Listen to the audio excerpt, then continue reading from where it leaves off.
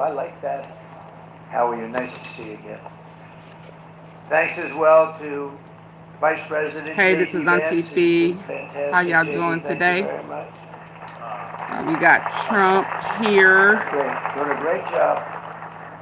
Giving Charlie an award. I guess the Guilt Award of Freedom. Second lady, who's a phenomenal woman, Usha Vince. Thank you very much, Usha. I guess he would be. Great woman. President of Argentina. He wanted to be here. Argentina's a serious flight, right? And he's become a superstar, and he's doing amazing things. He's a MAGA person, but it's make Argentina great again. That's what he does, right? And I want you to stand, please, Javier Milei. Is this a guilt trip award of freedom? Thank you very much. Many members of my cabinet are here. Just about all of them are here. I won't go into every single one of them, but I'll announce a few of the people that have really turned this country around and helped me. Incredible people. Speaker of the House, Mike Johnson. Where is Mike? Mike, we're dealing with some radical left lunatics. I always got to bring up the left. Charlie was here to fight us. I think the fight would have been over already. He would have had a march on the Capitol by people whose average age is about 21, because there's nobody that had that relationship. Whip, another terrific man. Hey, Aaron. Aaron. How does it pronounce? Capital Aaron or Aaron? Whose average age is about 21, because there's nobody that had that relationship with young people. Right, Mike? So thank you, Mike, for being here. House Majority Leader Steve Scalise. Steve, thank you very much. A brave guy and friend. House Majority Whip, another terrific man, Tom Emmer. Thank you, Tom. Senate Majority Whip, John Barrasso. John, thank you very much.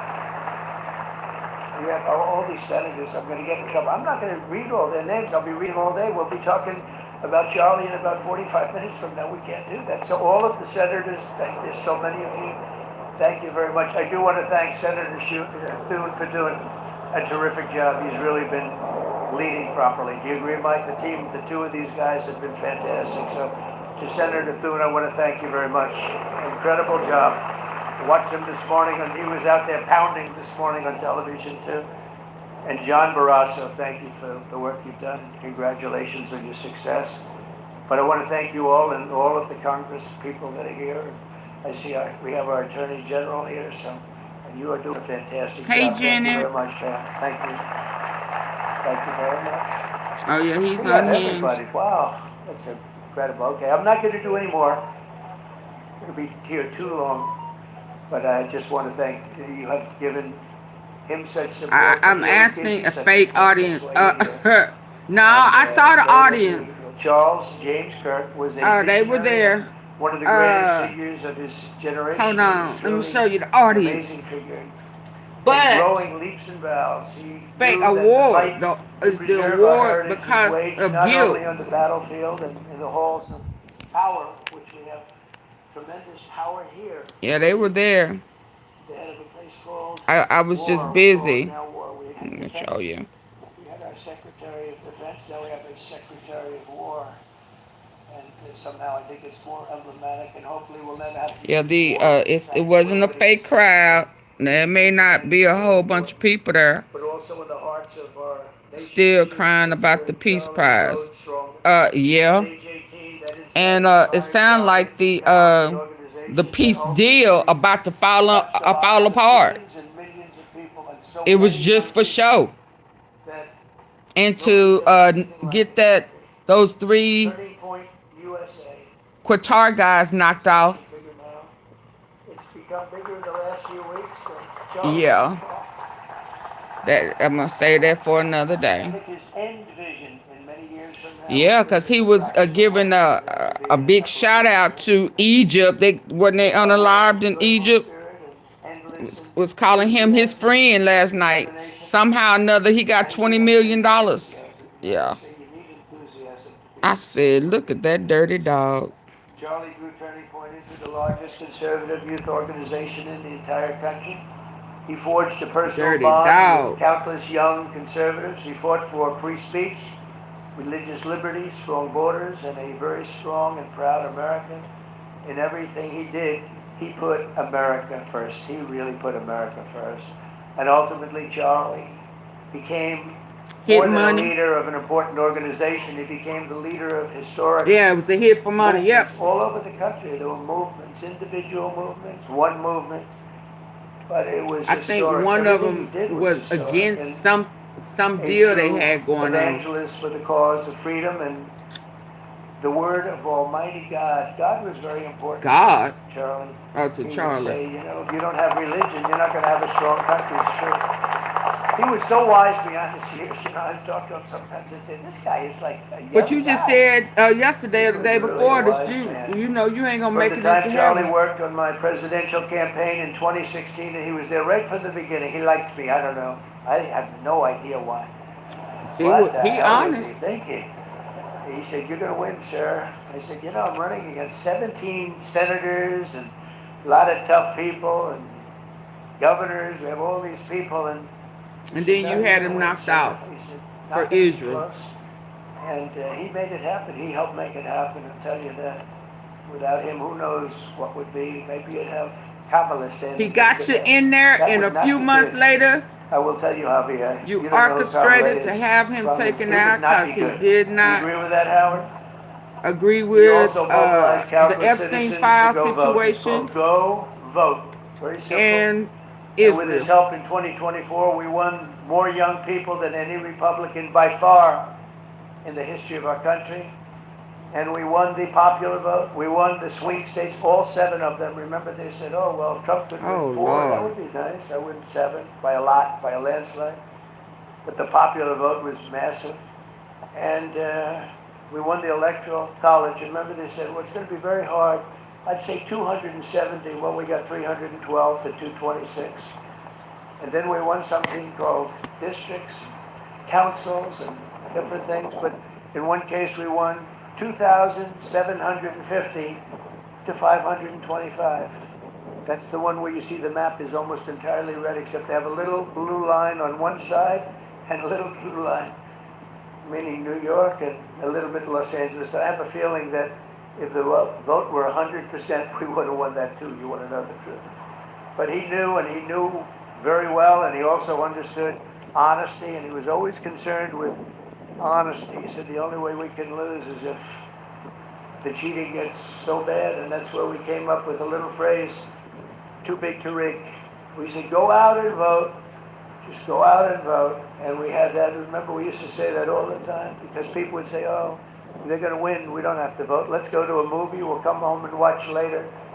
And he wasn't about that. So we come up with really together, we came up with that phrase, we got to make it too big. I never made a speech where I didn't say at the end, now look, the polls are showing good. Don't believe the polls. He said, we're going to make it, Susie Ray, too big to rig. So if you think we're going to win by a lot, doesn't matter. Well, Pretend that's we're how losing. much You they gotta go out and rigged vote. it. They That's how voted. much.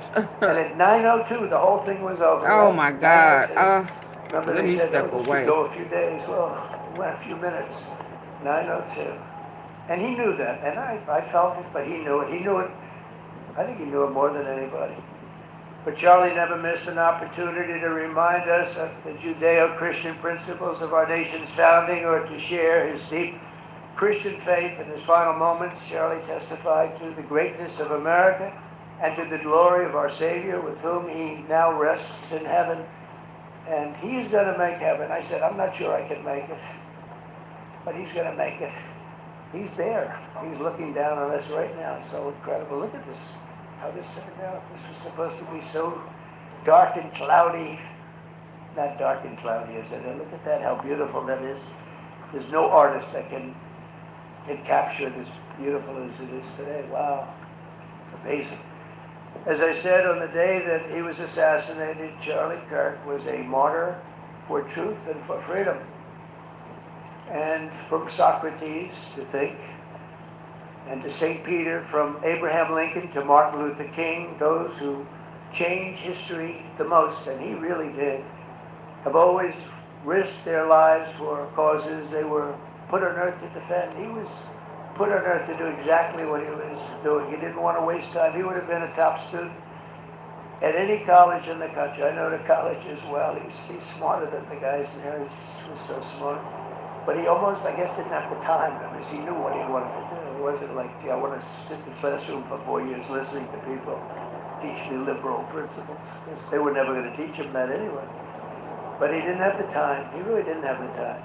But every time the enemies of goodness and virtue tried to silence the voice of righteous and noble leaders like Charlie, they failed. They seem to fail. Ultimately, they look like they're doing well, and then they end up failing. Because the truth has been unrelenting over the years, over history.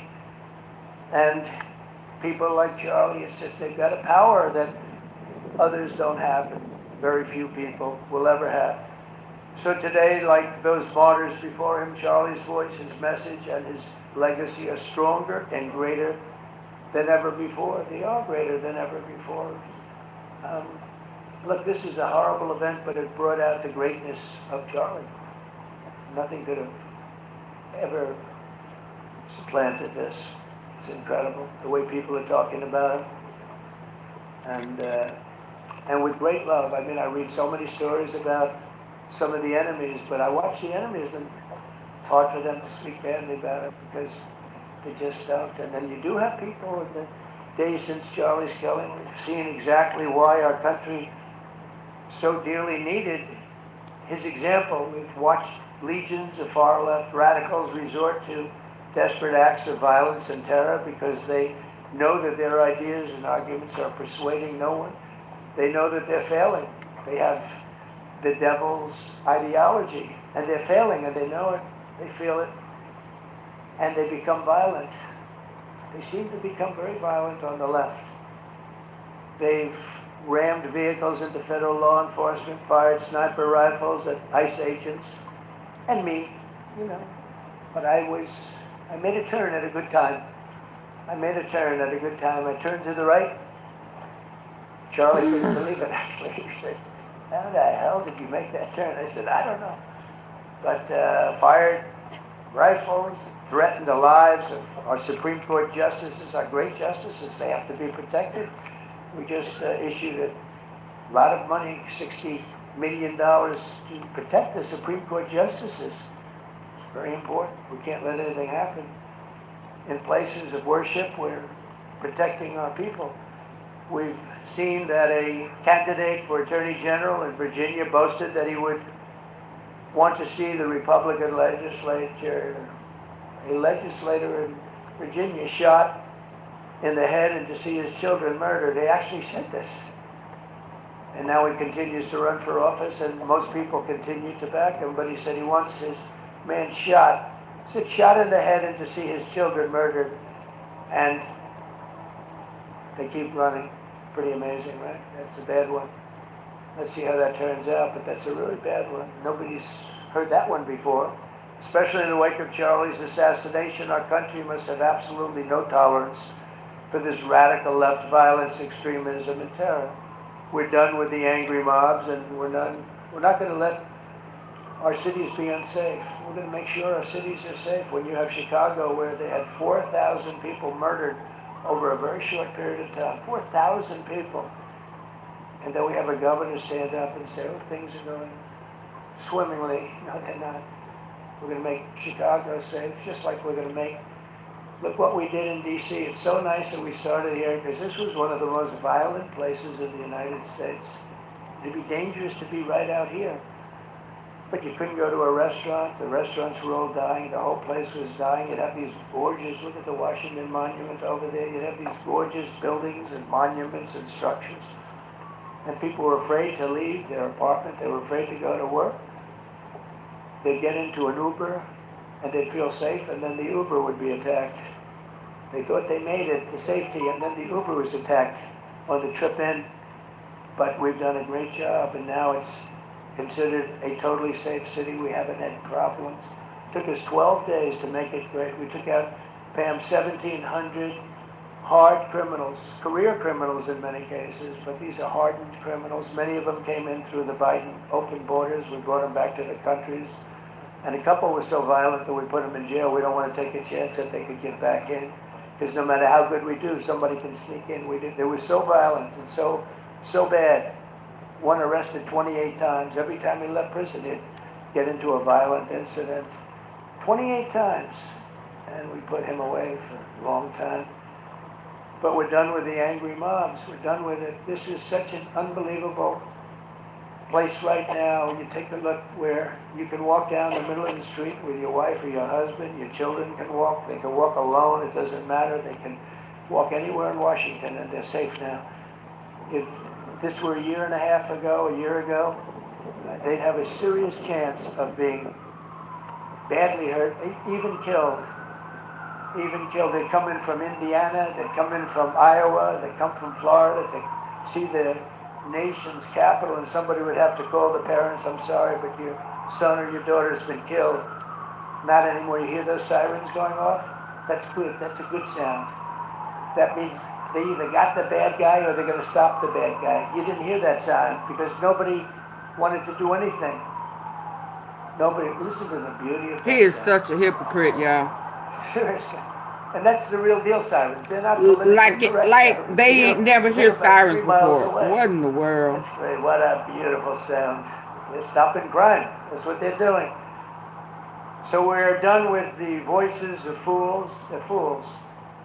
And death threats. And we're going to make our cities safe. And I thought it was Charlie's, one of his biggest dreams was that he couldn't believe it. The bad guy's talking, right? Chicago's going to be a The great criminal city is again. talking. Said the criminal. We sent people in there 6 months ago. This governor said, well, crime is down. Yeah, that's because we had the FBI in there for 6 months, just preparing it for the bigger surge. And they've done a great job, the cash and the FBI. They've done a great job, and they love doing it, you know? They love being able to do it. They were restricted from doing it. They couldn't do anything. And now they're totally unrestricted. I wish there was the crime. Secret Service and CIA coming to get You him. heard they went in about a week ago. One of the most dangerous places in the country. It's really in the world. It's not just a country. They have very few cities that would compare to some of these cities. You go to Afghanistan, you say, oh, that's unsafe. Well, the crime numbers are much better than crime numbers in places that we have. So Memphis, I understand, is doing unbelievably in 1 week. It's like a different place. This took 12 days, and then after that, we just perfected it. But after 12 days, we had good safety here. After 1 month, it's like, it's really amazing. And by the way, restaurants are booming. Restaurants are opening up. The big problem you have, you can't get into a restaurant in D.C. anymore. So they're opening up. It's a beautiful thing to see. It's called safety. It's called law enforcement and letting them do their job. And that's why I said last month that I have directed the Attorney General and the Department of Homeland Security to confront the very real threat of left-wing terrorism in our country. It's a real threat. Not when you confront it, it's not, because they're not brave people. In fact, they're cowards. When you confront them, they immediately fold. You have to see them fold. You have to see them crying. They fold. But it includes dismantling the networks that fund them and finance them, and we're finding out who those networks are. We already know quite a few of them. When you see these violent incidents, and then you see people holding this gorgeous sign with beautiful wood, beautiful cardboard, wood, everything's perfect paint job, and they're all the same. There are thousands of them. You know that they weren't made in the basement out of love. They were made by anarchists, and in some cases wealthy. I'll probably find some of my nice friends that are up there being so nice to me, especially lately. They've been very nice. But it surprises you who they may be, and you almost wonder why would they do it? But they're hurting our country, and we're really taking it back one by one. If we didn't go into Los Angeles early on in the administration, the commissioner, the chief of police of Los Angeles said, if they didn't go in, we would have lost our city. Now, they already lost 25,000 houses to fire because they wouldn't let the water come in from the Pacific Northwest, which they should have done. that he better do it. They didn't do it, and we had 25,000 homes where they had no water in the sprinklers, they had no water in the fire hydrants. Would have been a different kind of a thing if they did what they were supposed to do. We had to break in. We broke in and had the water come down. They said for the environment, great. They lost 25,000 houses. It's incredible. But the commissioner said without the federal government and President Trump's intervention, we would have lost the entire city. And we have the Olympics going there soon. I got the Olympics. We have the Olympics. We have the World Cup.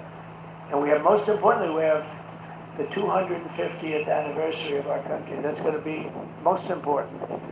And all of these things are happening. We're going to have safe cities. We're going to have very, very safe cities. So 1 month after Charlie's death, we still feel the terrible shock and the pain of his loss, like just about nobody I can think of. Charlie Kirk was one of a kind. He was unstoppable. And he really was. Boy, when he had an idea in his head, he would call me, "Sir, please, you haven't done it yet." I said, "Charlie, relax. Just relax." He didn't relax. He called me the next day again. Got it done. But he was like indomitable and always will be. He's really irreplaceable. Nobody can replace him. But they're going to do great. But you can't replace that kind of person and that kind of talent, frankly. The word talent is an important word, but that kind of talent. So we hold his memory in our hearts forever. Every single day of this administration, we will continue to carry out the mission for which he lived. And he really did. He lived for this country. He lived for his wife and his family, but he lived for this country too. In Charlie's honor, we will continue like we have been to fight, fight, fight, and to win, win, win. We're going to win so much.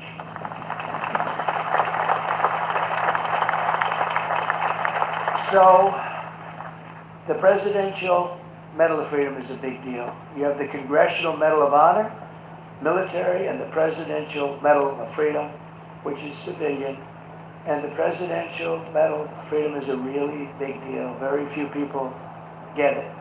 Very few people, frankly, qualify. It's a decision of the president, but it's a qualification that's a very hard one to get. And I would like to ask, if I might, the military aide to read Charles James Kirk's citation for the Presidential Medal of Freedom. Thank you very much. Thank you.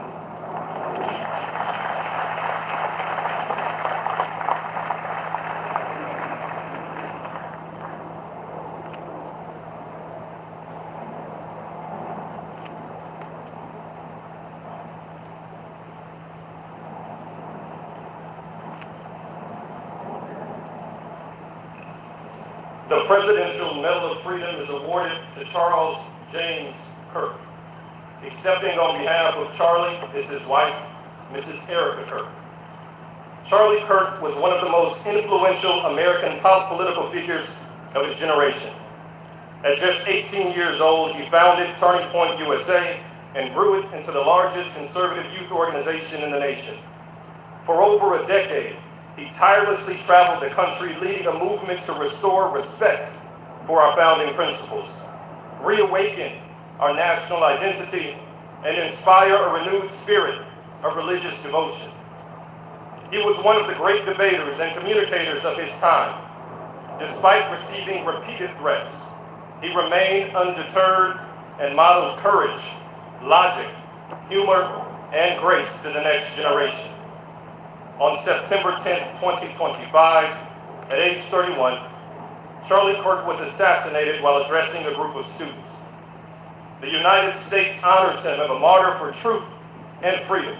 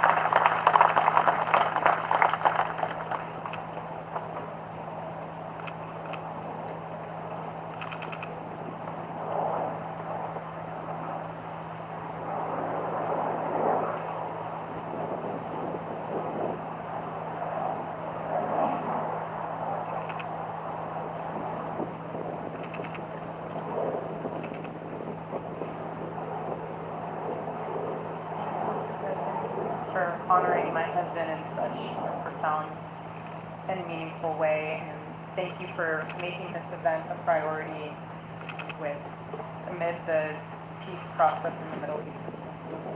Very grateful.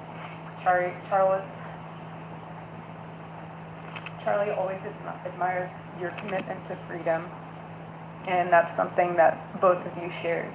So thank you. Your support of our family and the work that Charlie devoted his life to will be something I cherish forever. To our gracious First Lady in her office for making this event possible, thank you as well.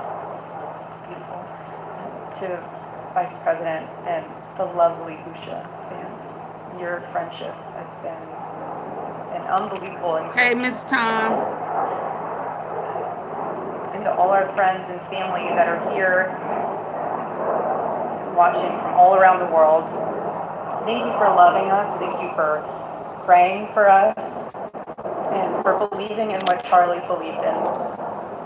And to our Turning Point USA staff and the Charlie Kirk Show staff, we love you more than you could ever know. And to the Turning Point USA chapters that are watching all across America right now, you are the heartbeat of this future and of this movement. Everything that Thank Charlie you, Janet. built, you guys are the legacy holders of that. You are living proof that his mission did not die with him. It lives through you. And Charlie always said the next generation will decide whether freedom endures. And because of you, I know that freedom will endure. It will. And today we're gathered not only to celebrate Charlie's birthday, but to honor a truth that he gave his entire life to defend, and that's freedom. The very existence of the Presidential Medal of Freedom reminds us that the national interest of the United States has always been freedom. Our founders etched it into the preamble of our Constitution, and those words are not relics on parchment. They are a living covenant. The blessings of liberty are not man's invention, they are God's endowment. Charlie lived for those blessings, not as abstract words, but as sacred promises. He used to love to journal about this topic all the time, and with such a heart posture of gratitude. And he believed that liberty was both a right and a responsibility. And he used to say, freedom is the ability to do what is right without fear. And that's how he lived. Well, that's why they took him out. He was free from fear. They were threatening him. He's free from compromise, free from anything that could enslave his soul. His name, Charles, literally means free man. And that's exactly who my husband was. He was a free man. And from the time I met him, sitting across from him, being interviewed on politics and philosophy and theology, anything that Charlie loved, any topic he loved. And I just saw the fire in his soul, and there was this divine restlessness within him that came from knowing God placed him on this earth to protect something very, very sacred for all of us. And he never stopped fighting for people who experienced freedom. He didn't. Charlie often said that without God, freedom becomes chaos. And he believed liberty could only survive when anchored to truth. And I remember in one of his speeches, he told the audience that the opposite of liberty isn't law. He said it's captivity. And that the freest people in the world are those whose hearts belong to Christ. But what's so powerful is that Charlie had the ability to communicate so brilliantly across all generations. And he reminded us that in a world that tells us freedom is doing whatever you want to do. The real freedom is the power to live freely and to do what is right. And in one of his journal entries, he wrote that he wanted everyone to know that you can't have liberty without moral responsibility. Freedom divorced from faith eventually just destroys itself. And what's so fascinating about all of this is looking back these past 12 years of Turning Point USA and his mission, there's almost this veil of sacredness. Because what I realize is that while he was building an organization, he was also building a movement. One that called people back to God, back to truth, and a movement that was filled with courage. And ironically, for a man who impacted millions, Charlie never desired to be the center of attention. He just wasn't. My husband was not a man of extravagance. He loved simple but deeply meaningful things. Truly. He loved his late night walks. He loved buying more books than he could ever read because he felt there was no such thing as a book budget. And he loved being able to read to our kids the same bedtime story on repeat because he knew it was their favorite. And to him, that was special. And he loved to sit in the sun on a Saturday morning with his cup of decaf coffee, and his phone was on because he was honoring the Sabbath. And for him, it was that moment to catch his breath and just be in peace because he was unreachable at the moment. And he preferred quiet birthdays.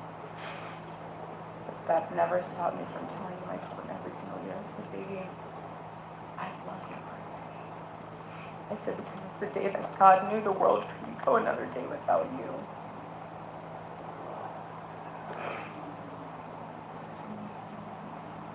So the rhythm of our usual birthday celebration for him was mint ice cream, mint chocolate chip ice cream. He only had it twice a year, on his birthday and 4th of July.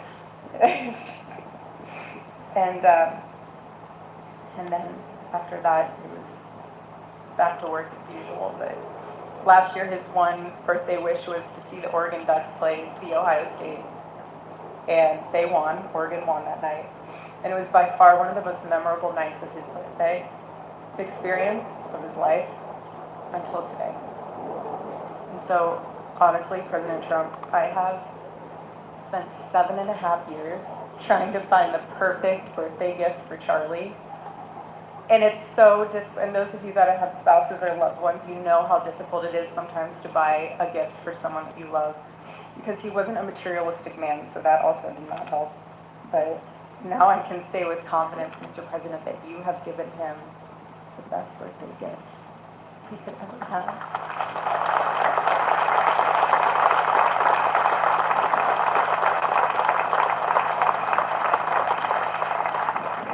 It's such an honor and the recognition of a life lived for defending freedom. And that's what Charlie fought for until his last breath. And it was written across his chest in those final moments on one of his simple t-shirts that always carried a message, and this one bearing a single word, freedom. That was the banner over his life, and that shirt was a declaration. The same declaration he made at every speech, every campus visit, every time he shared the gospel at a church, every sleepless night that he would spend praying for the youth of this nation and planning for the future of our country and just impressing upon them that when we defend liberty, we defend the soul of our nation. My husband never told anyone what to say. He never did. He never told anyone what to say. He would just encourage them to think. He would encourage them to think outside of the traditional political labels. He would want them to think in a way that was anchored in wisdom and truth. He would never tell anyone what to say. Charlie wasn't content to simply admire freedom. He wanted to multiply it. He wanted to multiply freedom. He wanted young people to taste it, So hey, understand Gregory. it, defend it. Yeah, I He mean, wanted I just them to put the see that liberty definition. isn't self-indulgence, it's self-governance under God. He wanted them to see that. And every day I'd see him getting ready for work. Yeah, On his no. cross necklace, he put his ring on his finger. And the boldness in his demeanor was always fearlessness. He wasn't afraid. He was never afraid.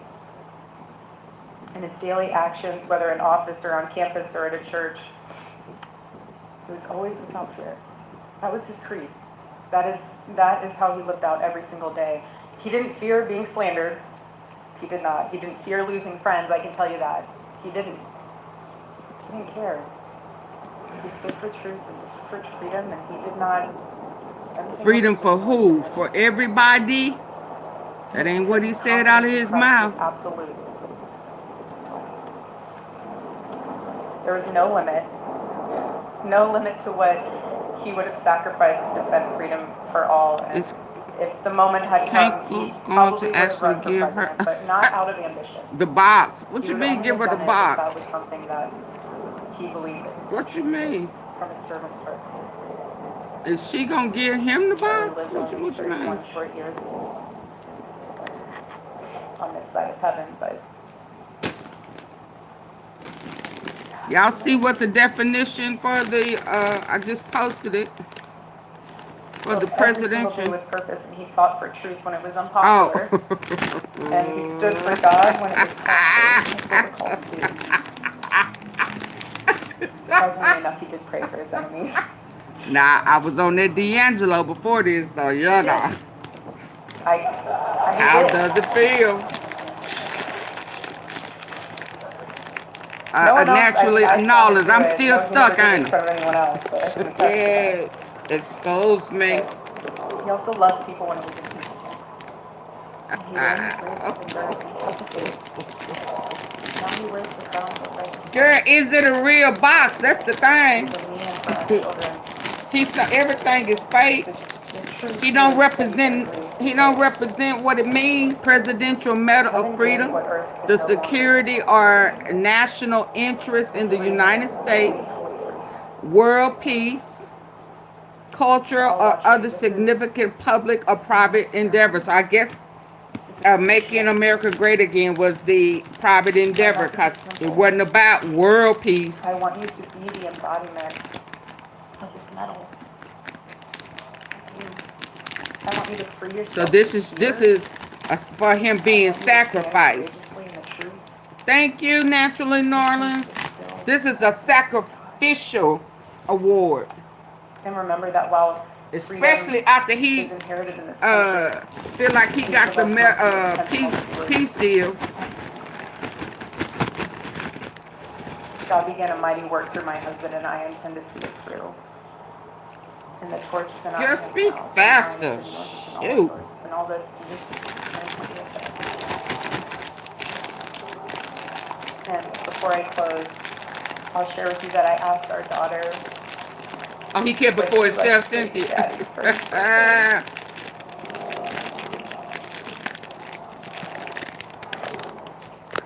Y'all see that? Heirloom veggie chips. Happy birthday, Dad. That's what I'm snacking on. I want to give you a stuffed animal. So this is a birthday party.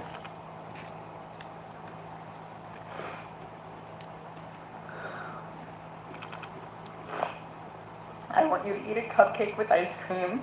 Oh, shit. Oh, my God. I want you to go have a birthday surprise. Thank you, Miss John. And while our son is precious, he can't yet speak. And they're really good. In classic Kirk family fashion, his actions spoke louder than his words, and his gift to you, Charlie, and myself for that matter, was deciding to become the man of the house and be fully potty trained at 16 months. Charlie, baby, I know that you're celebrating in heaven today. Trying to get some carrots in there. Yes. And we love you, and we promise we'll make you proud. Charlie's life was proof that freedom is not a theory, it's a testimony. He showed us that Liberty begins not in the halls of power, but in the man of a heart surrendered to God. And so today, as we honor Charlie with this incredible Presidential Medal of Freedom on his birthday, I see him with tears and just a humbled heart and spirit, because his story reminds us all that to live free is the greatest gift, but to die free is the greatest victory. Happy birthday, Mitch. Happy Freedom Day.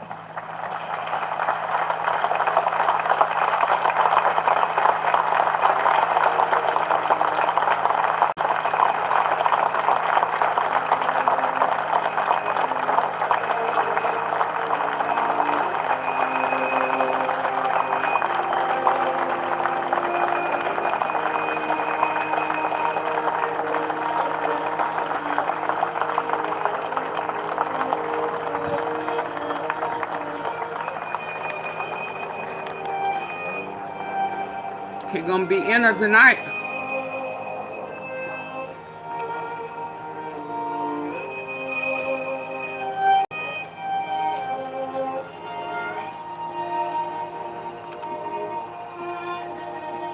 Yeah, I took that today too, Miss Tom.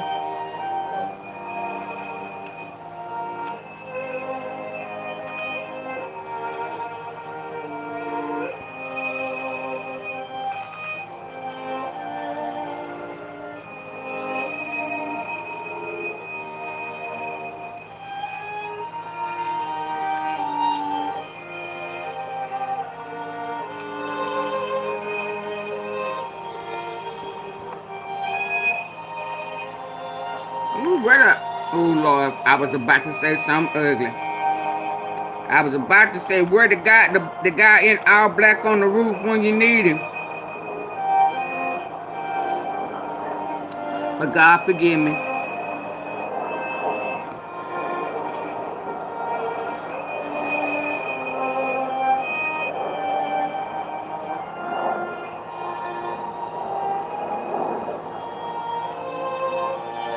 I know, right? He just threw his eyes up, his eyebrows up like, yeah, I'm hitting that tonight.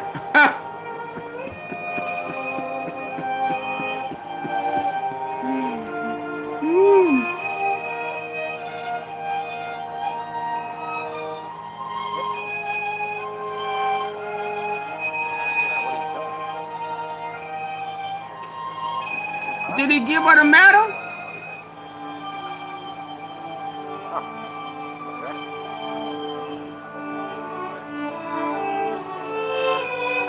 Third time's a charm. Mm-hmm. I'm sure looking.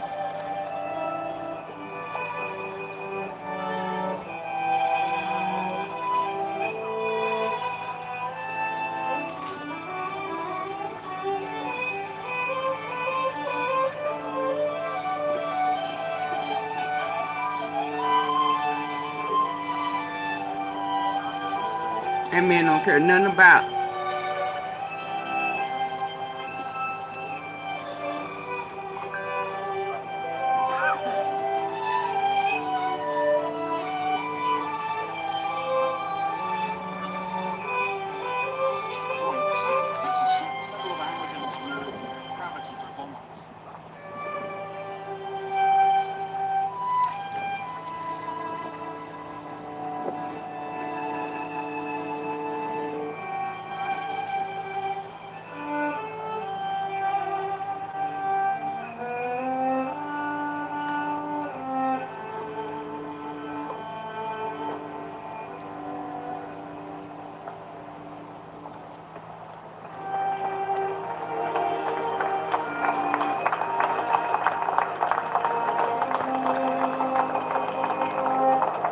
Yeah, please double tap the light.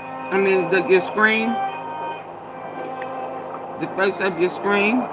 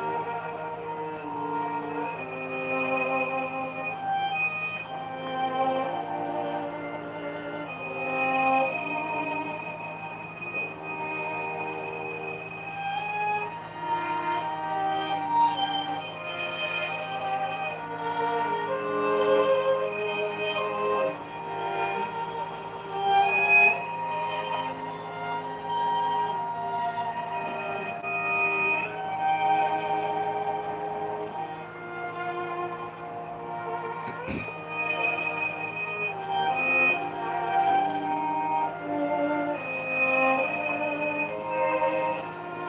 hold on.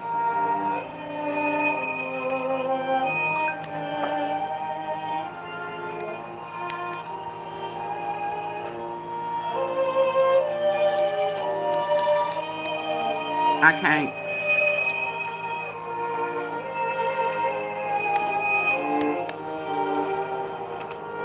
I see what Reverend Al talking about.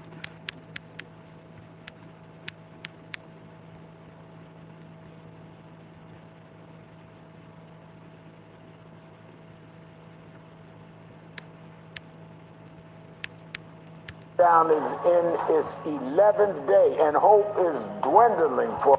Good evening and welcome to Politics Nation. Tonight's lead closed for business. While he on our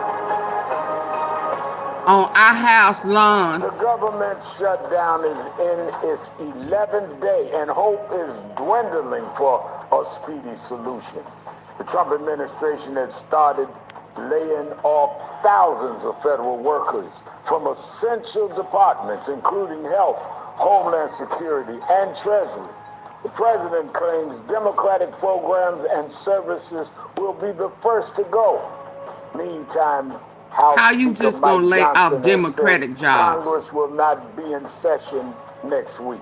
Republicans are trying to blame the shutdown on Democrats who are demanding Congress Democratic address a jobs. looming healthcare crisis in order to get their party's help. So they to don't move care nothing forward about with spending discrimination no more. legislation. Democratic Senate Minority Leader Chuck Schumer of New York. Senator, thanks for being with us. Reverend, it's good to be with you once again.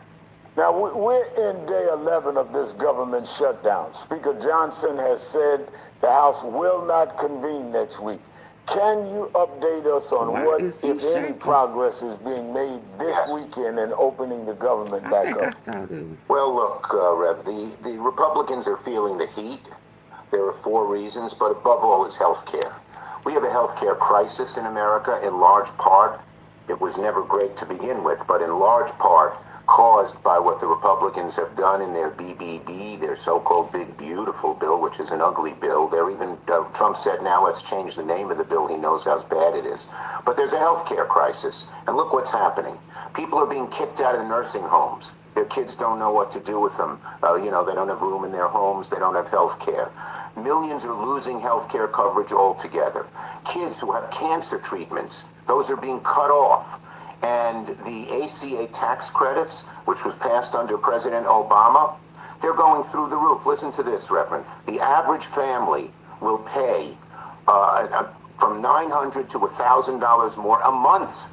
How do they afford that in terms of their insurance? And if you're a couple, an elderly couple, 55-year-old couple making $80,000, say $40,000 each a couple, you pay $25,000 more for your health insurance. So working families are sitting around the table, the kitchen table at night, saying, what am I going to do? I can't afford this health insurance, but I need health insurance for my family.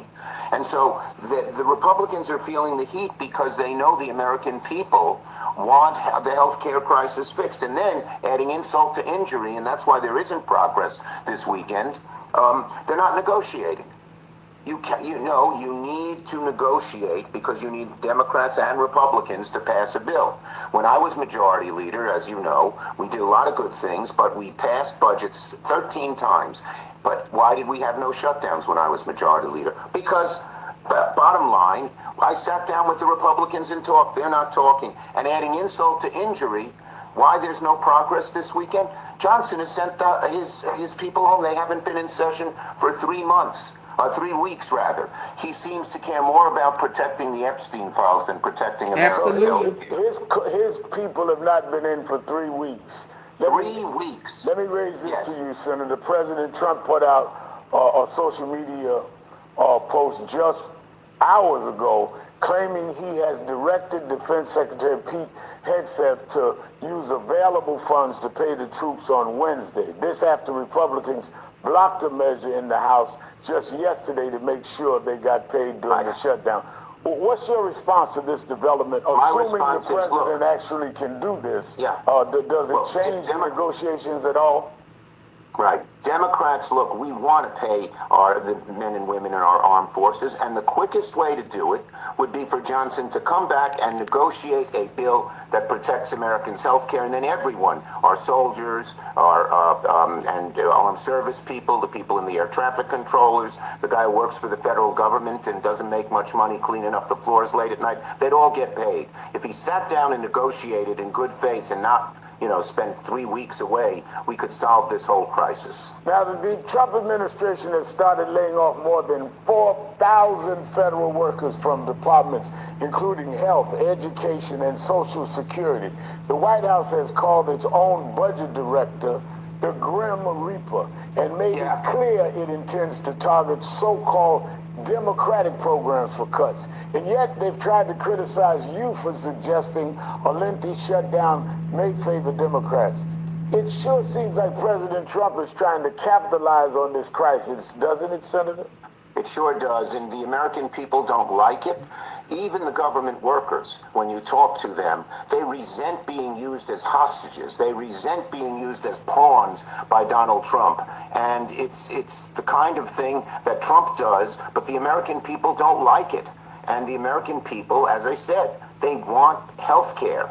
And they want the kinds of things that we Democrats are fighting for to help working families. And when Trump uses these workers as pawns, the American people don't like it, and the workers themselves. I've talked to a whole bunch of them, and so have my colleagues. They resent it as well. Now let's switch gears. President Trump will be headed to the Middle East in the next couple of days. UN officials say life-saving aid is flowing into Gaza after Israel and Hamas agreed to a ceasefire. 48 Israeli hostages, 20 alive, and 28 bodies are expected to be released by Monday in exchange for 250 Palestinians. What are your thoughts on what we know about the peace deal so far? Well, what we know is very good. We have always said we need to do three things. I've been pushing for them. One, bring all the hostages home.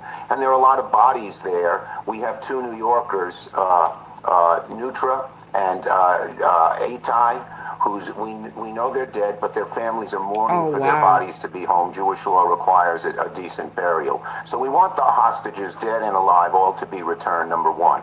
Number two, we certainly want a ceasefire, a long-lasting, strong ceasefire. And third, we need to get aid to the Gazan people who are suffering so under a huge humanitarian crisis. So these are the three things that must be done. This is a very, very good a strong step in that direction, but there's more to be done, and particularly more to be done to make sure. First, we'll have to make sure all these promises are kept, and people are saying they are. That's good. But second, we got to make sure there's a long-lasting peace in the Middle East, which means two states, a Palestinian state and a Jewish state, living side by side in peace. And that's the second part of this. That's a big, big step that could make a huge difference. Yeah, that's a big step, but so far we all salute what is happening. We hope it continues, but I couldn't help but notice that while the details of the Middle East agreement were being released, Vice President Vance took time out to recycle an old Trump joke about you, calling you a famous Palestinian. Why do you think this administration is so focused on these kind of trolling insults, even in this historic moment? I think it's just, it's disgraceful how I don't care about me, and, everyone knows who I am and what my views are. I've made them clear over the decades on this issue. In terms of the three things I've mentioned,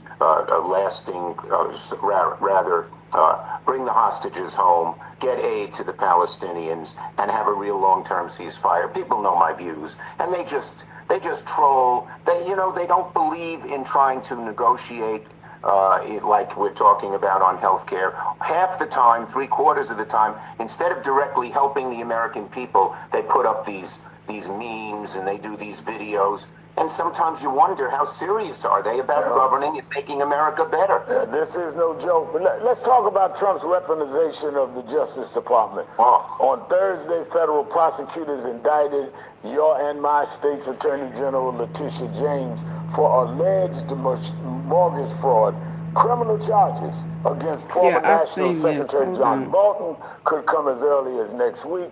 You said this is what tyranny looks like. Can you explain that? Yes, they have made the Justice Department, which under every other president, Democrat or Republican, pursued the law and went after people who broke the law. They have made it into Trump's personal attack dog. That is what dictatorships do. That's what tyranny is all about. And they did it with Tish James. She had a legitimate case. Y'all let him do it. She actually won. So Trump is now trying to get back at her. But the case is so weak that even Trump's first prosecutor, who he appointed, said there's not a case. Y'all let him get away with it. Y'all let him get away with it. Y'all should have laws in place for this type of stuff, this type of manipulation. Hold on. Trump Cabinet Secretary. Hold on. What is it? If you want to take part in that, if you want to wait till the end of this video to hear more about them from me. They have a Hate America rally that's scheduled for October 18th. They scared of the King's Day, y'all. It's all the pro-Hamas wing and the Antifa people. They're all coming out. They call it putting Antifa on This topic also dovetails into the fact that Brittany Page and I will be in Japan on a work/vacation hybrid trip for the next 2 weeks. We'll be in Japan, and we're going to miss the No Kings protest this Saturday on October 18th. And we're bummed about it, but we planned this trip nearly a year ago. So we had no idea. We began planning the trip before Donald Trump was even reelected. So it's been a long time coming, and we really feel a bummer that we're not going to be there. We'd love to hear from you. Where are you going to be attending? You can comment below. I'd love to see the community organizing that builds up around my show and Brittany Page's. It's very important. But on that note, the note of the protest, it strains rationality, the way that Republicans are talking about the No Kings protest, which you absolutely should find your local protest. Get out there and join one with another to raise your voice, to let Donald Trump and these ghouls know that you're not going to stand for fascism in the United States, and there will be consequence when all of this is over. The thing, though, that is so remarkable about the tactics that they're using is they're straight up accusing every Democrat. There will be millions of people participating in this protest on Saturday, and they're accusing them of, one, being Hamas lovers, but also just terrorists themselves. Sean Duffy took time out of his busy schedule as the transportation secretary to start leveling accusations against peaceful protesters. And essentially he's saying, if you peacefully protest against Donald Trump, you are a terrorist. If you exercise your constitutional right to free speech, to the right of freedom of assembly, to redress your government of your grievances, you are a terrorist, according to Sean Duffy. But again, the No Kings protest, Maria, really frustrating. I mean, this is part of Antifa, paid protesters. It begs the question, who's funding it? But paid Democrats want to wait for a big rally of a No Kings protest, when the bottom line is, who's running the show in the Senate? Chuck Schumer's not running the show. The No Kings protesters or organizers are running the show. Is AOC threatening a primary against Chuck Schumer? Is she running the show? But you need a strong leader in the Senate to take control and make decisions. And Chuck Schumer's blowing in the breeze. He has no power, no authority, because he's given it up to his primary opponent, potentially in AOC, or to the No Kings protest organizers, and it's shameful. One, his talking points are all over the place. He goes from AOC to Chuck Schumer to the No Kings, and you're Antifa if you want to take part in that. If you want to lift your voice and join one with another, as I said before, you're Antifa. And they consider Antifa a terrorist organization. So you're anti-fascist, you're automatically, by their own declaration, an enemy of the administration. If you're anti-fascist, what would make them, if you're their enemy? A fascist. They are fascists. So, Mike Johnson, very, very convenient, similar language. Duffy said there, it's really frustrating, he says. Mike Johnson says, we're so angry about it, and then he pivots into the same kind of rhetoric about terrorism and Antifa because they don't want this protest to happen. They do not, above any other thing, want it to be successful. They know that there will be millions upon millions upon millions of Americans. The last one took place during Donald Trump's dipshit parade, his military birthday parade. And they don't want this one to be a success. Here's Mike Johnson, and then we'll move on to the shadow president of the United States, Stephen Miller. And because of this nonsense, and we're so angry about it. I mean, I'm a very patient guy, but I have had it with these people. They're playing games with real people's lives. The theory we have right now, they have a Hate America rally that's scheduled for October 18th on the National Mall. It's all the pro-Hamas wing and the Antifa people. They're all coming out. Some of the House Democrats are selling T-shirts for the event, and it's being told to us that they won't be able to reopen the government until after that rally because they can't face their rabid base. I mean, this is serious business hurting real people. And I'm beyond words. I can't believe they're actually doing this. The Hate America rally. People gathering to protest peacefully and say, we will not tolerate a king in this country. No kings. That's hating America. That's the pro-Hamas wing and the Antifa people. That is specific alignment of Democrats, and I'm not just talking about political electeds either. I'm talking about run-of-the-mill Democrats. And let me say this, how ridiculous this is.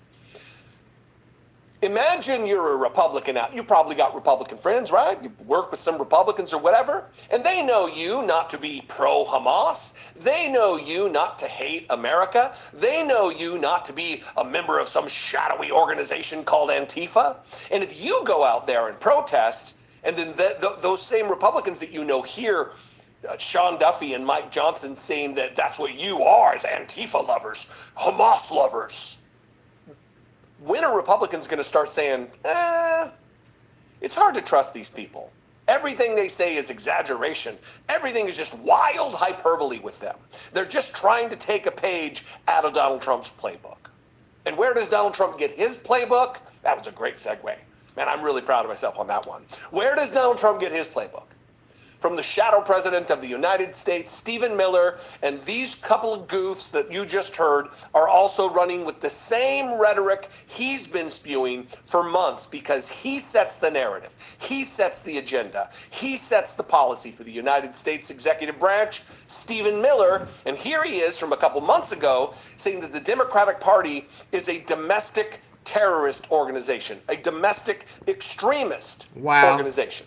The Democrat Party does not fight for, care about, or represent American citizens. It is an entity devoted exclusively to the defense of hardened criminals, gangbangers, oh, this the one that's messed up and said the wrong thing? And terrorists. The Democrat Party is not a political party. It is a domestic extremist organization. Oh, I know you lying. There's 253 people in here. I need for y'all to double tap the face of your phone, that phone that you're holding or listening to. Just double tap it. It's free. And if you're not on your phone, you're using your computer, hit the thumbs up or hit those three dots at the top right. Come on, y'all. We got to get that up. Just do this right here real quick. Hi, Dustin. No kings. And yeah, no king in the U.S. I agree. Let's go, y'all. Please don't have me stop again. Just double tap. Real quick. None of that's believable. The Democrat Party, he says, does not fight for, He care lied. about, or represent American citizens. I guess except for the millions that are going to turn out this weekend at the No Kings rally. I guess except for them. Except for the millions and millions and tens of millions of they people who scared of voted for that Kamala baby. Harris. Millions of people who voted for Kamala Harris. Other than them, except for the millions. The millions. They came out. We had peaceful protests. No problem, no drama. You know what I'm saying? I don't know what that is. No problems, no drama. Yeah. See how that go? Yeah. We can have peace now when, yeah. Turn out this weekend at the No Kings rally. I guess except for them. Except for the millions and millions and tens of millions of people who voted for Kamala Harris. Other than them, they don't represent the American people. It's an entity, the Democratic Party, devoted exclusively to the defense of hardened criminals, gangbangers, he says, unable to pronounce words, and illegal alien on your killers. TV, that's right, And there it Natural is, Norlands. Hit the thumbs up on your terrorists. TV. The Democrat Party is not a political party. It's a domestic extremist organization. This is the narrative they've been developing, and when the protest happens, they're going to be one step closer to declaring martial law or invoking the Insurrection Act or whatever else. Donald Trump wants to rule the American people with an iron fist, just like he lovingly and gleefully talks about Kim Jong-un, Xi Jinping, Viktor Orban, Vladimir Putin. Name a despot across the globe, and Donald Trump looks up to that person. Mohammed bin Salman. This is who they are. Facts. Every time they're pointing the finger in our direction, you know that the accusation they're making lies squarely on them. It is who they are. Whatever they're accusing you of, that's who they are. Embody with energy and devotion, because it makes the dear leader happy. Anyway, I'd love to know what you think. Again, Garrison Hayes will be guest hosting for 5 days, and I'm lucky it happened, and I hope you feel that same way. Sound off below this video in the comments. I'd love to read them. I don't know you can who call he the voicemail is. line as well, 714-576-40. Hold on. Check this out. I got another one for you before I go. Since y'all can't hit the like button, can't get it up, I got to get out. I'm already past the hour, but I got this one. I just want to check it out.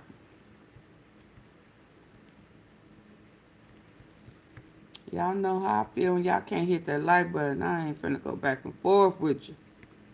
It says, a Whitney Webb. This war. Again, it's a small number of people, and they have their men, as it were, in every government everywhere. Whitney Webb just stunned Glenn Beck by saying it's only a few hundred people that rule the entire world. And in this clip, she gets into the propaganda that these globalists use to pit people against each other and the schemes that they're unveiling to try to subvert our liberties and rob us of our sovereignty. So let's get right into it. Please like the video and subscribe to the channel. Is it, does it ever amaze you how small the circle is? There's not a lot of people doing these things. I mean, it is, but not when you look at it globally. Yeah.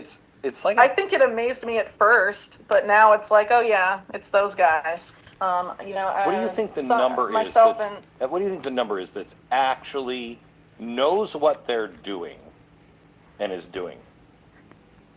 At most, I would say it's probably a couple hundred.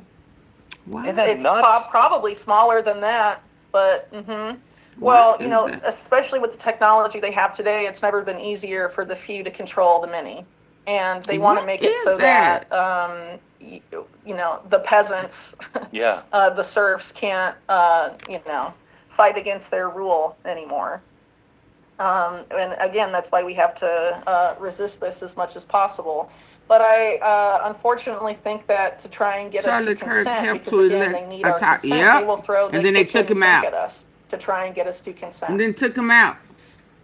They And he could didn't make life believe very in freedom for difficult. all They people. could, I He mean, didn't believe in peace for all people. use acts of terror like they did in something like Operation What Gladio is to make that? people so afraid for their lives that they will give up all of their liberties They did, this just is to what the communists feel did. safer. This is what the communists did to take over. I think it was Hungary. You know, the NATO thing was, we'll have peace, but you can't go in unless invited.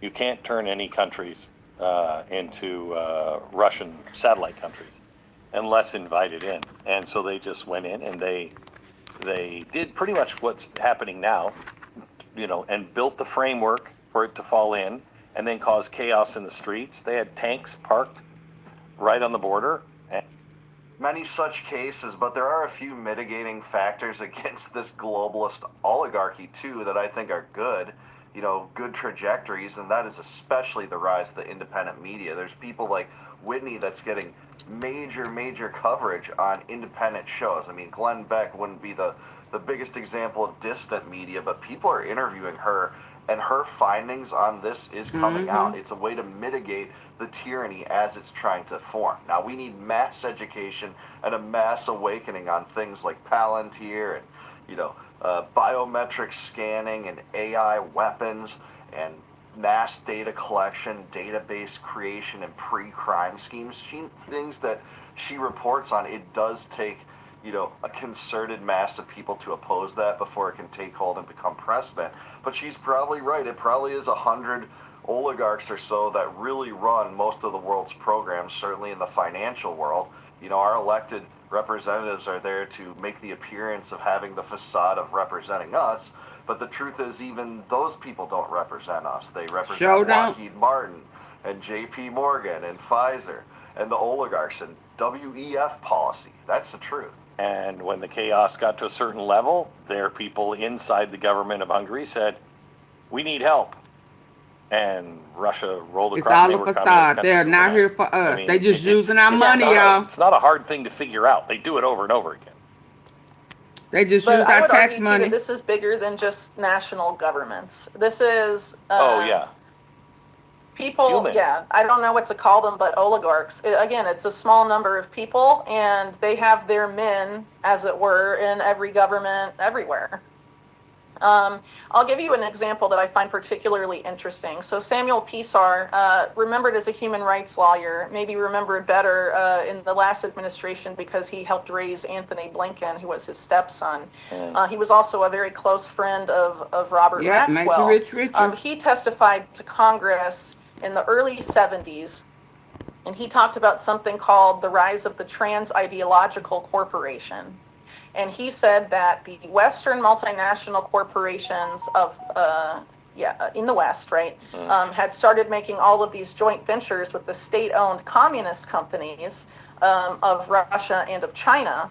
And that what was happening is that they were basically creating a global government of economic power that was making the nation state entirely irrelevant. This is in the early 1970s. And a congressman, I forget who it was, asked Pisar, is this a bad thing? And Pisar was like, not necessarily. Yeah. And you can see how this is expanded into the IMF and the World Bank. Those precedents were only expanded upon in the years to come. And she mentioned Operation Gladio. What that was a Cold War psychological operation between the CIA and NATO to use terrorist tactics and psychological warfare against the governments of Western Europe to try to delegitimize reining in this empire building strategy, the idea that we are going to antagonize nuclear powers, which also got expanded. It's not like the US isn't doing that with Russia right now, pouring $200 billion into the coffers of, Zelensky.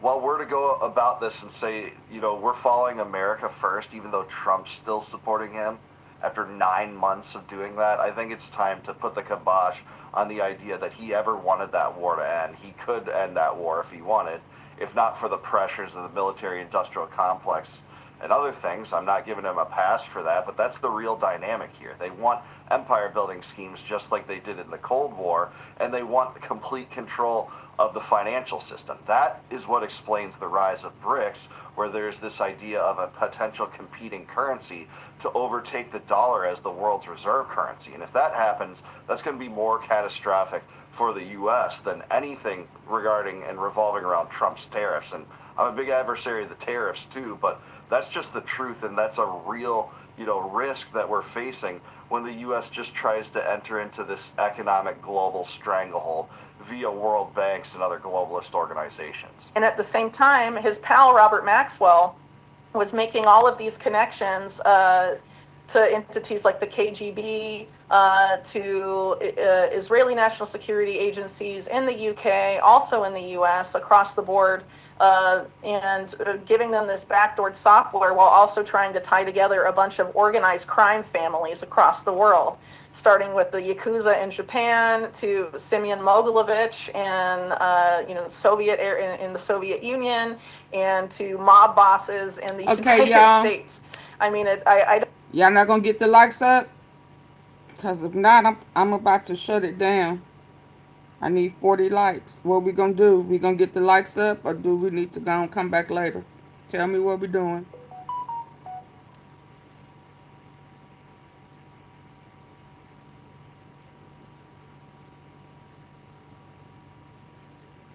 Okay, that was one.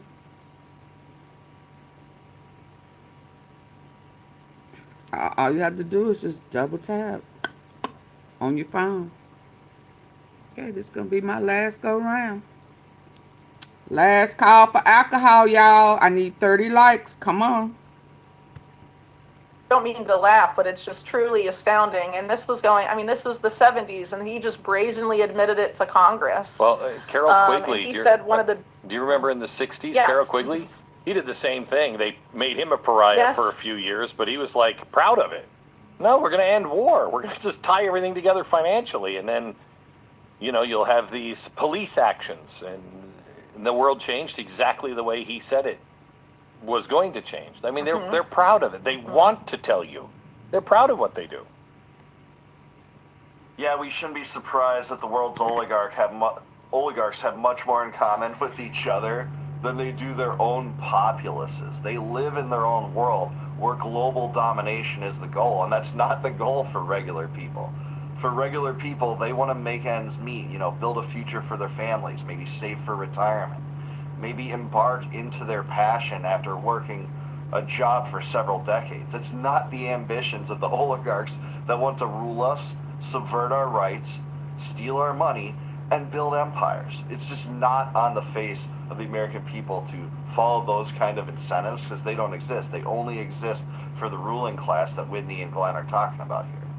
Yeah, I think he in particular, Quigley, was talking about this being affected by the so-called roundtable groups like the Council on Foreign Relations, the Trilateral Commission, of which Keir Starmer is a member, if I'm not mistaken. Again, these think tanks are very powerful. I think actually, as it relates to the CFR, there's a video of Hillary Clinton calling it the mothership when she was Secretary of State. Wow. Where the foreign policy directives really come from, something to that. Okay, so Philip, what you trying to say? Are you trying to be sarcastic, or you want me to remove you? What we doing? Are you trying to be a troll? You trying to be smart and sarcastic? What? Tell me. Phil. Yeah, it's taking you too long. Hold up, let me see if you done said something.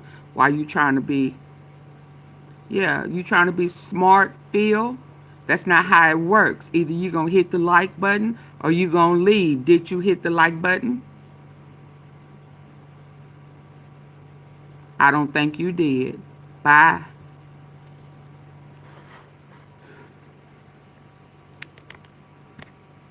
That effect. Is it possible to break this without breaking society? Is it possible to break and stop this? Before she answers, I Go think get those it somewhere policies that else. she referred to from Hillary Clinton If you can't didn't hit the come like from button. any, even globalist organization. They came from the bowels of hell. That was upstream from the globalists and the neocons and Hillary Clinton. So let's hear from Whitney, though. Can it be broken?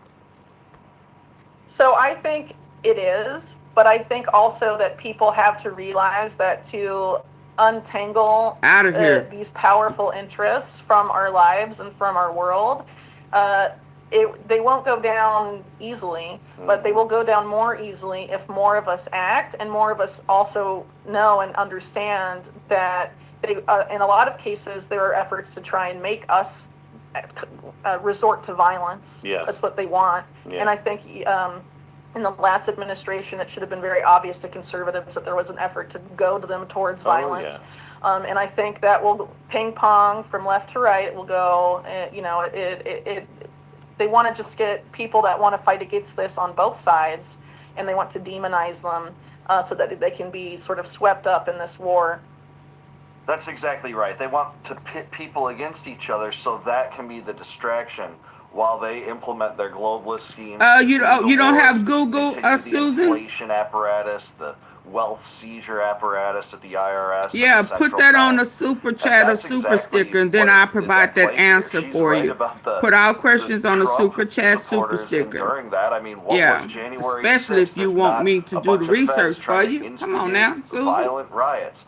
What was the Gretchen Whitmer entrapment scheme if not to try to do that? They use these tactics to try to create a grand narrative of insurrection, absurdly so, to try to subvert our liberties, much like they did. Put it on a super chat or super sticker. I'll give it to you. The Patriot Act. We got an expansion of the surveillance state, 20-year occupations of Afghanistan and Iraq. They want those same things again. Why? Because they're proven to work, and I hate to say that. I think more and more people's eyes are opening up, and she has, I think the solution is a mass education campaign, and that's the redeeming thing to me about the independent media and new news sources that Americans didn't have access to. Put it on a super chat or super sticker. Support the platform. The last I get decade it. or so. Support It the was platform. CNN and But if I don't CBS, get these ABC, likes Fox up, I'm News finna controlling go. everything, and they still have some stranglehold of power, but just no one's buying their narratives anymore. On domestic terror, so violence is absolutely not the answer, but what can we do? I know one think thing, it's Trump is not a important, globalist. What we have to focus on what we can actually control. Overnight we can't, a person like me can't dismantle the WEF or the CFR or any of these things, but what can I do? What can I actually control, right? And so I can control, where how I live my life, how I raise my children, whether I'm dependent on the infrastructure of people that I know are bad, whether that's the power grid or how I use social media or any of these other things. People need to take stock of their life and what they can control. But ultimately, what it comes down to also, and I think one of the most important points I have to convey today, is that they want our consent so badly and they need it for this to work. And that includes digital ID and a lot of... He is using everything as a bid of who's going to pay him or who can pay the most. For example, if there's a CBDC or a stable coin launched by a government somewhere and no one uses it, it fails. If digital ID is a linchpin to all of this stuff and no one uses it, it fails. Yeah, that's right. They need the propaganda to push these things because we massively outnumber them when it comes to the ruling class, right? So they need buy-in, they need propaganda, and that's why you have to stop these things, these schemes like CBDCs and digital ID and AI weapons and pre-crime schemes that Palantir is trying to It's a hustle. At the propaganda it's level a hustle. before that takes hold with the populace and becomes an actual legal precedent in the form of legislation or presidential executive order, etc. You have to oppose these things at the start, otherwise they become binding. That's the entire story of the federal government, especially since the progressive era, where we haven't exactly done away with any of those globalist and centralization and these schemes fake like the terrorists IRS or the central bank. Backwards terrorists. He knows he wants to bankrupt the U.S. I don't care what nobody says. He is not a U.S. citizen by his definition.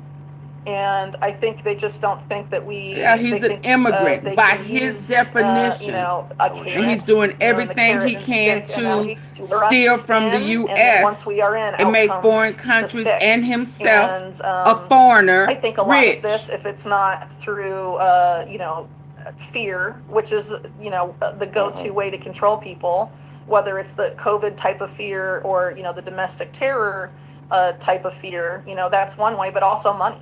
Our money is a key way to try and attacking people's wealth and wealth transfers, because people that are more likely to go into these digital prisons, they will be desperate. And so you want desperate people also don't think rationally. Yeah. And so at a certain point, you worry about your survival, and you stop worrying about, maybe your civil liberties or maybe even the Sure. Constitution. And that is what Hierarchy they of want. needs.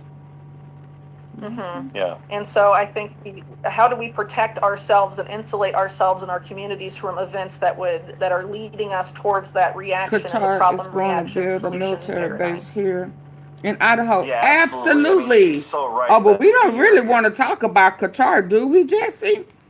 In Idaho, where Charlie was unalive, the guy who got the Medal of Freedom today. I mean, how is such an insult? But who actually took out Charlie? Huh? I mean, are we going to go there? We're going to go there later on tonight. Well, to some degree. But listen, this is just my opinion. In Utah, there was, other than, what's his name? Tyler Robinson, who didn't do it, in my opinion. But there was a guy on the rooftop in all black, tactical gear on.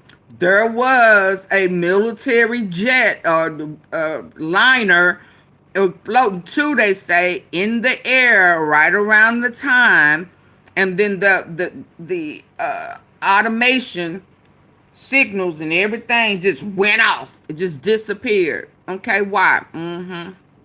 Okay. Qatar, I showed y'all where somebody kind of blackmailed, was blackmailing Trump, showed him some pictures. All of the guys, Arabs, are laughing at him. And then the next thing we know, they get a deal. First, we got a video showing where Trump was saying they are terrorists. Then we see Hedge Butt saying, oh yeah, this is great. We're going to sign, they can build. Why? What in the hell was on that paper that the little fat guy was showing Trump that he was trying to grab out of his hand? Y'all hit the like button. I'm finna go. Double tap. I'm not playing. And then they have this peace deal where they're signing, they're going to sign it, and they're all coming together. It's kumbaya. He didn't get the Nobel Peace Prize, but he's going, and y'all do know, Israel is supposed to be giving him some special award. I told, Newt to give him something, since you want to make him feel happy about himself. But listen, they need to release the file. Absolutely. They are over there. And guess what? I don't know if it was the same people, but while they on their way to go to over to where the peace deal is being signed, three guys from Qatar gets unalive in Egypt. Right? He ain't said nothing else. He ain't said nothing about it, have he? 3 of them on their way to meet with him. And one of them, they were saying, didn't agree. Then I heard last night in my sleep, when he was doing his speech, he was talking about one of the guys from Qatar was his best friend. Oh, you're my friend. You've been my friend. And then all of a sudden, Qatar gets a check. Give me $20 million for what? For the hit. So somebody probably in Qatar, Israel, somebody came over and knocked off Charlie because he was not pro-Israel anymore. And then hush money. Uh-huh. What happened to him? What happened to the three guys? How did they die? What I know it was a car accident, but how? Yeah. Why he was on his way over there? Yeah, we better stay woke. I just want us to understand what's really going on. And hell, who all in these Epstein files? What foreign countries are in the Epstein files? What foreign countries? Yeah, what diplomats are in there that you are protecting? Yeah, you're not just protecting yourself. You're protecting money. You're protecting deals. You're protecting those hotels on golf courses that you are building in these foreign countries. And that undercover guy has already told us that they are hubs for trafficking minors. Yeah, he painted a very beautiful picture. Do I need to find that and play that tonight, y'all? Do I need to replay that? How he said that the setup is like a lavish hotel on the outside. You would have no idea the torture and abuse of minors that's going on the inside. There's a kid, boys and girls, depending on what the pervert's preference is, in a room.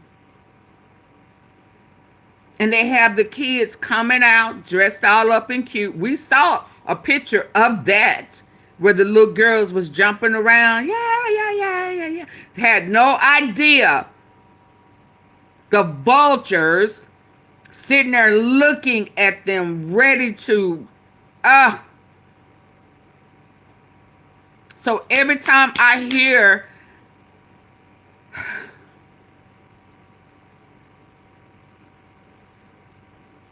them building hotels on golf courses in foreign countries, all I can hear is that man describing the setup that these perverts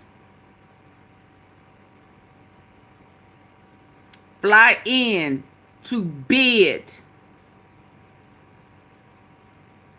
There's a country club full of perverts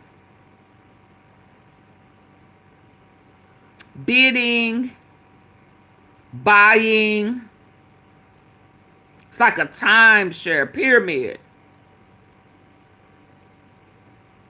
And it's have $150,000 a year membership fee.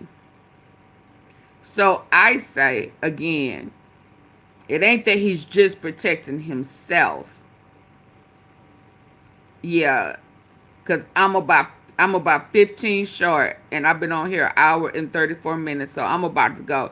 So I need to bring that video back up and remind the people what this really is about and why these Epstein files, and he included Diddy, Trump, Epstein, he included them out. He didn't include the foreigners, but it was in a foreign country. In the cartel, the drug cartel, the Seniolas, that recently made a deal, So now he over here blowing up everything with Venezuela, because remember, he had an agreement with Venezuela. Did y'all forget? He didn't start blowing up Venezuela after he gave them back the gang members, the whatever that they had captured in Virginia. He gave them back. He made a deal in the white and gold house.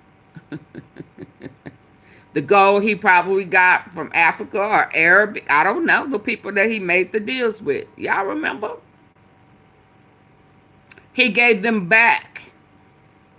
And then he was going to send the immigrants to Venezuela for torture. Y'all remember that? And then all of a sudden, they became an enemy. And he's blowing up the boats that he don't even know if there's drugs on them or not.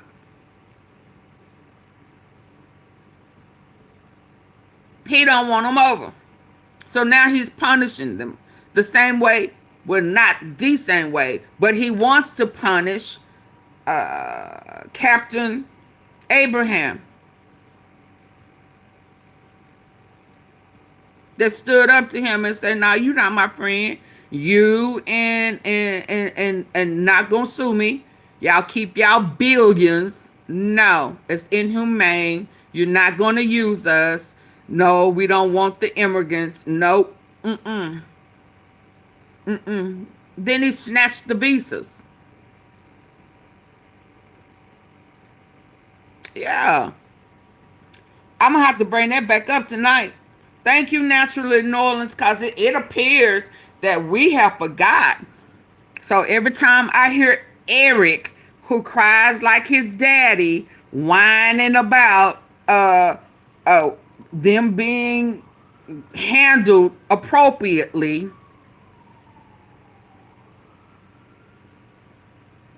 talking about I'm over there speaking with them about the new hotel over. Yeah, y'all do know that there is plans for him to have a Trump Tower over in is it Palestine? Yeah, that was part of their deal. To rebuild it, and of course Trump Towers will be there. They got all of these kids wondering, they had them held hostage, right? Yeah, that was the plan. They were going to be free labor, make America great again.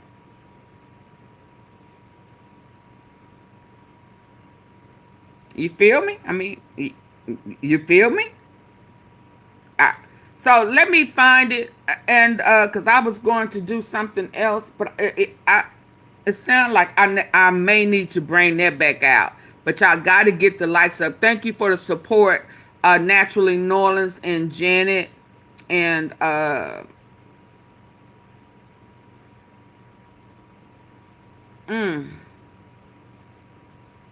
know I'm lying. Thank you, Mimi. Thank y'all for the support today. Hi, Tina. Tina. Hi, Tina. I see that star by your name, girl. How you doing? Hello. It's good to see that star by your name. Y'all, thank y'all for y'all support. I really greatly appreciate it, but it really do seems like I need to resurface that. It's been a while. It was really hard. That was Hey Desire and Fire. That was really hard, man. That was, oh man. I mean, you know, nobody knows everything, and some things are just way over our head. You just cannot imagine some of the things that's going on in the world. And it is, I mean, you know that they have changed some things, or they're trying to remove history and rewrite it. They don't like seeing the evil that they have done, but you're still doing evil. It just makes no sense. But you want it all one color, or you want it all your way. So I guess they say Christopher Columbus is everything that we are, and he stole the land, so it should be our land. We removed them, tried to remove them. Now we can send them back where they came from, and what? So we have a plan to make it great. We're going to steal it back, remove them, send them here, send them there, and we are just going to enjoy the fruits of our forefathers' labor, I guess. I mean, what? What? So yes, Christopher Columbus is great. Yeah. Malcolm, not Malcolm. MLK. What is the Juneteenth day for? I mean, what is Martin Luther King day for? I mean, what did he really do? So he didn't do anything for So I mean, there's really no need.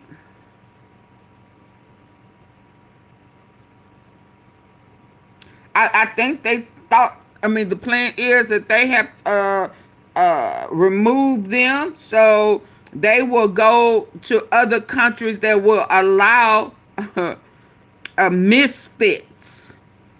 I guess that's what Venezuela and some, I don't know. Brown skin go to Africa. I don't know. I mean, since they stole it, they going to push everybody out.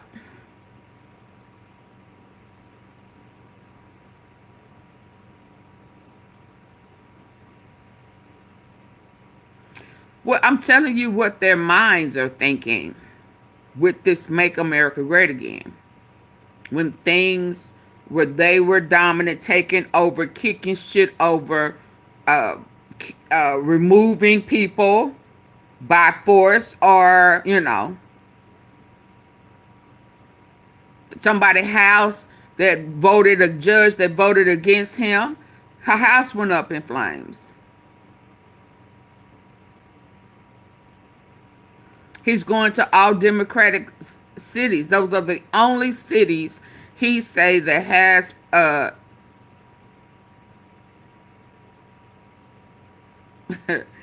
I don't, but every one of these little incidents that have happened recently were not in blue cities.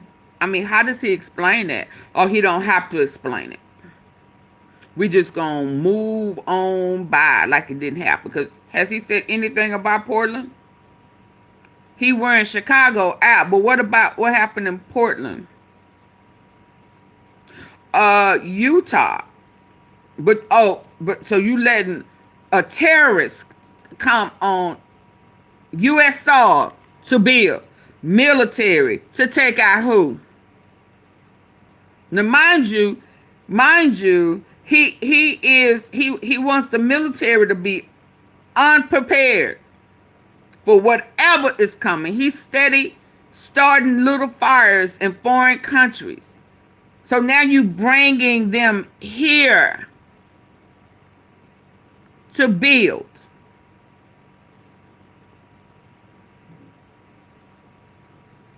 The terrorists here. Yeah, I'm looking at my device, looking at y'all. I'm trying. Yeah, you bringing them here. You wanted the military, the general had to say, hell, fuck no. You are a traitor of the U.S. No.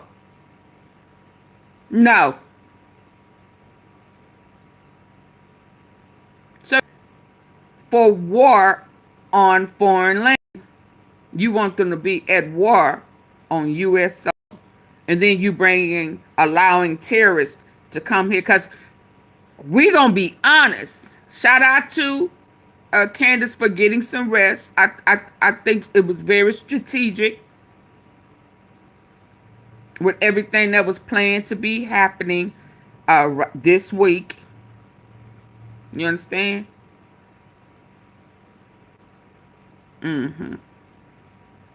That you want our military to police the streets and not be prepared for a war. But everybody is saying you want a war. With who? Because China said, I'm going to tell you now, partner, I'm going to wipe it out. So who he want war with? BB already talking about, no, I feel like you upped me somewhere up in there. So he feeling funny. He ready to go back. And truth be told, the same deal he got that he signed off on with BB, yeah, Joe Biden said that was the same one he had on the table that he was about to sign until he went to Mar-a-Lago and hung out with Trump, and they decided that it would be in their best interest to wait and continue with the war until Trump got into office. See how that worked? So that he could get it. Yeah. China, it's not our fault. Oh, yeah. China. Yeah, I ain't gonna play with his name like that because he ready to push that button. I was gonna, yeah. It's an in-house joke with me and Scooter. He don't like when I talk Chinese.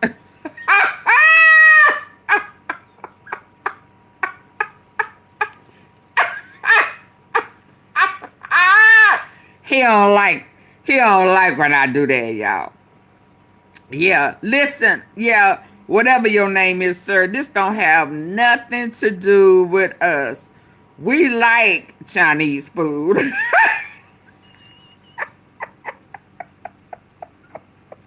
I mean, I like the shrimps and stuff. I don't want nothing that could be a dog in the cabinet. If y'all like that, that's cool. That ain't our appetite. But listen, sir, that don't have nothing to do with us. This is him and his trickery. So is there a way that you can just hit him and his folk?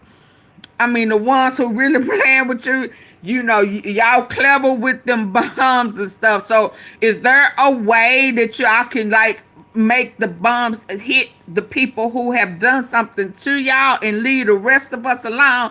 Because we, you know, look, a lot, some of them like Timu and what is that, Abaliba, Alibi, or whatever them Chinese deals and stuff is. The sir, I'm going to be honest to say, when he was tripping about China, I looked at the back of them ties and Ivanka's ugly shoes and funky perfume, and that shit said made from China. So I don't know why they was faking the funk in your face, knowing good and dang well they was having y'all make they stuff for them. So listen, can I make a deal with you?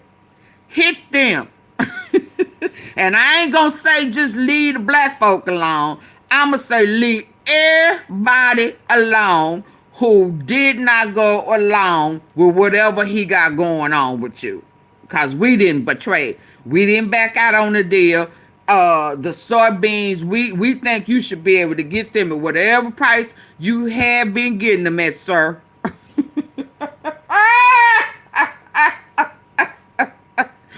Now, when I read that book, Eat Right for Your Blood Type, they told me to stay away from soy. Because if they didn't tell me that, I'd be trying to eat them soybeans too.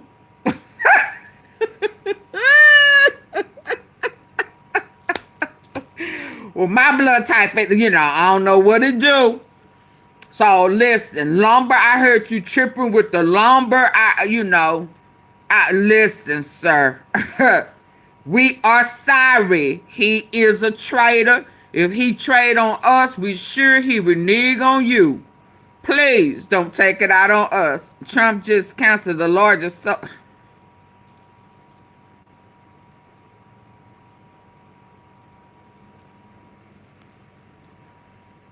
And was that with China? Sir, I was trying.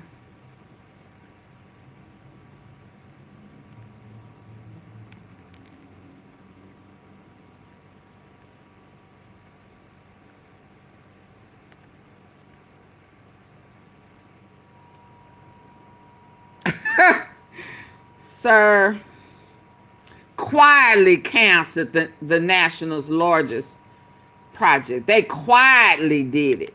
Ain't that a big? North America.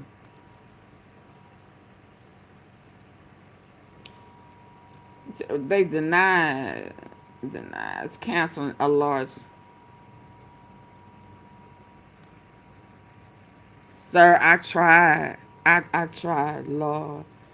I was trying. Please, 20 billion in energy project blocked by Trump. That can't who?